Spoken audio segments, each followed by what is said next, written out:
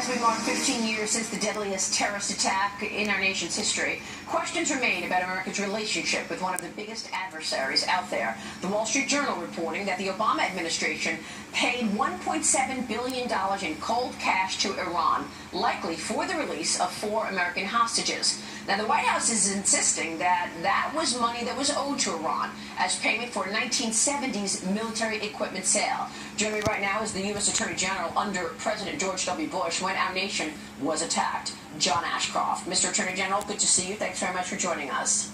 I'm delighted to be with you. On this, such an important day, 15 years later, what are your thoughts this morning? Well, I'm grateful that we haven't had the kind of massive attack that was directed by Al-Qaeda, but the evolution of the terrorist movement has left us with some serious injuries, whether you're talking about Orlando, Boston, or San Bernardino, or a variety of other settings around the world. ISIS has a different method of operations. I don't think we could ignore the old-style attack. I think if we did, we would subject ourselves to jeopardy.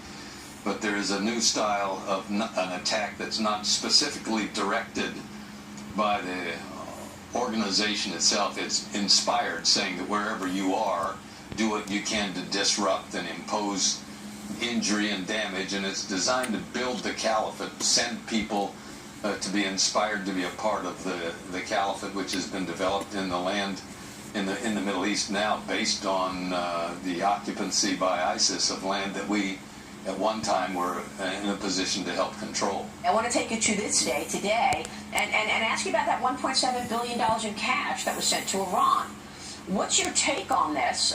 Why was all of that cash sent? And what does that tell us about Iran's standing in the world right now, and what are the implications? Well, you know, I think of my history lessons in high school where I remembered America saying millions for defense, but not 1 cent for tribute, not 1 penny for tribute. You have to wonder about the way this was done. If it weren't, designed to cover up something, and if it weren't a cover-up, why was the money delivered in unmarked bills and not in American currency, but in converted currencies? It's extraordinary.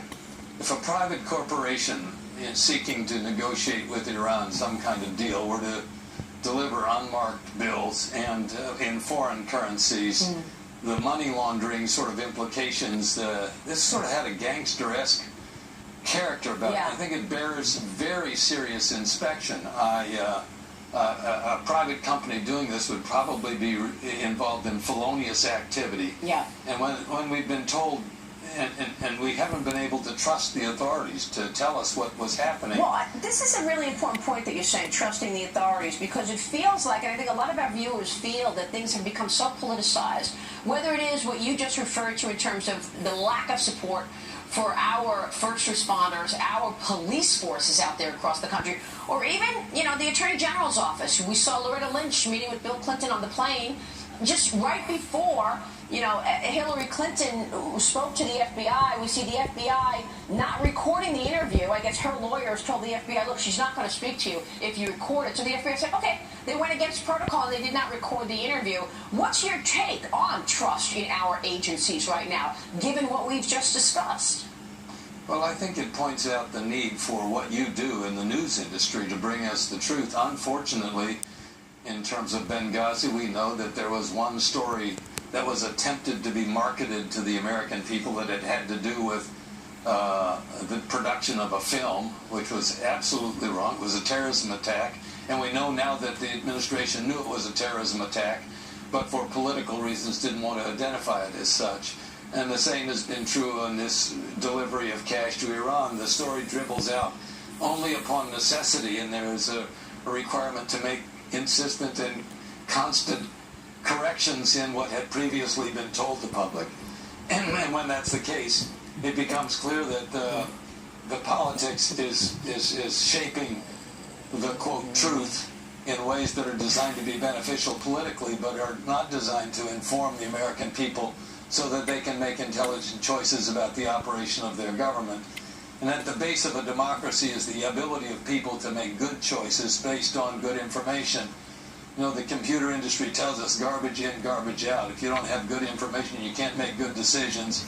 A democracy requires the American people to make good decisions, and we deserve the truth, not some politically managed, politically correct, or politically advantageous set of remarks that would somehow shape how we would otherwise, or distort how we would otherwise make decisions. Mr. Attorney General, I want to get your thoughts here 15 years after 9/11, as we are cherishing those lost and highlighting our fallen heroes this morning.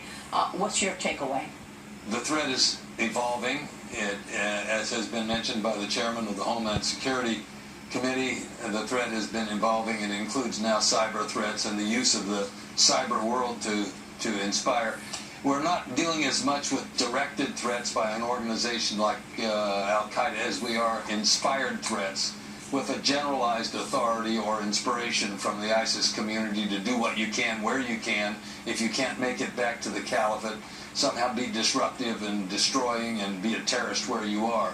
That's why we're more at risk of soft target problems now than we had been previously, and we have to be diligent in our effort to make sure, cooperating with law enforcement from the very street level law enforcement to Washington. I used to tell the FBI when I had the privilege of speaking into the FBI, you know, the people with their feet on the street in America are maybe even more important than a bureaucrat with his feet on the desk in Washington. Let's listen carefully to what they have to say. Yeah, which is why you hope that the agencies are not politicized.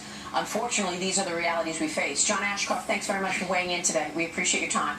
Well, it's my honor to be with you, and we should be ever vigilant to make sure that the liberty America enjoys is one that we can pass to the next generation. Absolutely. Attorney General John Ashcroft there. Up next, a House committee asks 3 people to testify regarding the Hillary Clinton email investigation. We're looking ahead on Sunday Morning Futures right now. We'll be right back.